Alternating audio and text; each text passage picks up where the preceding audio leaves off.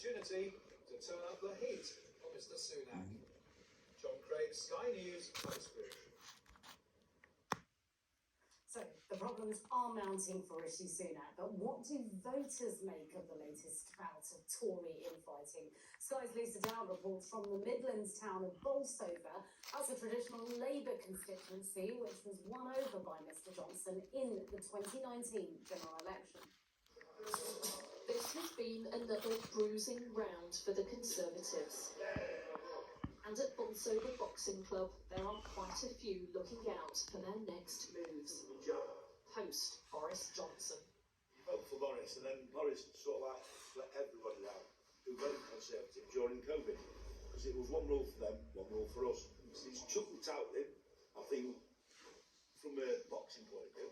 If I was his corner, I'd chuck the towel in for him a long, long time ago. It's the right thing to do. Rusty, I think he took Boris under the bus. He did. I won't be voting Conservative again. Labour held this Derbyshire constituency for decades, but the former mining town was part of the red wall that crumbled to the Tories during the last general election. Voters are split on whether Boris Johnson will be back. He had a way of getting on with people. I know he was rather bombastic and whatnot, but that was his style.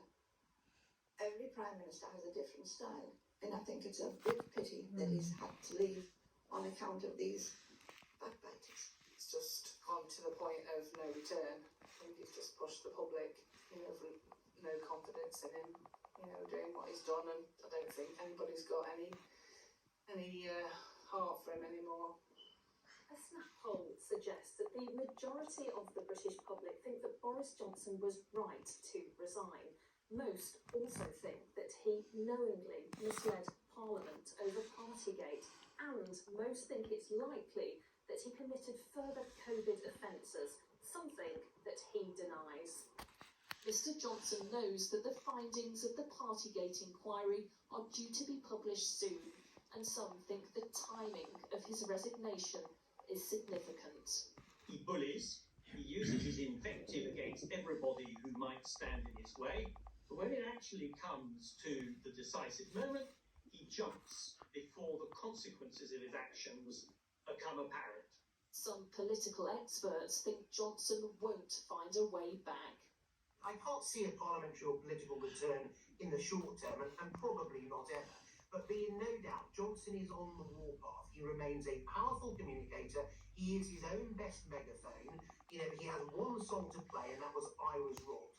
But more importantly, he's free to say now what he likes, when he likes, without consequence or accountability. Boris Johnson was the reason the Conservatives won here. With him out of politics, it's hard to know if they'll find victory in their next major battle. Lisa Down, Sky News, Bolsover. Now, President Zelensky has confirmed for the first time that the Ukrainian counteroffensive has begun. His comments come after a week of reports from Russia claiming victories against Ukrainian forces on the front line. Counteroffensive and defensive actions are taking place in Ukraine, on which stage I won't say in detail, and we for sure will feel all of it. I wouldn't trust those or other Telegram channels, and especially Putin, as there were many steps and information which we couldn't trust. I think we should trust our militaries. I trust them. I'm in touch with our commanders of different areas every day. Everyone is optimistic. Pass that to Putin.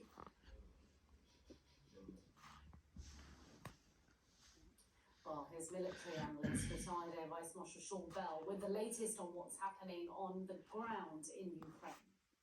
President Zelensky has confirmed the Russian offensive has started. In fact, unusually, also President Putin has made some announcements about this. Not only has he said the Russian defensive lines are holding firm, that they're inflicting huge casualties on the Ukrainians, and also that the Ukrainians are failing.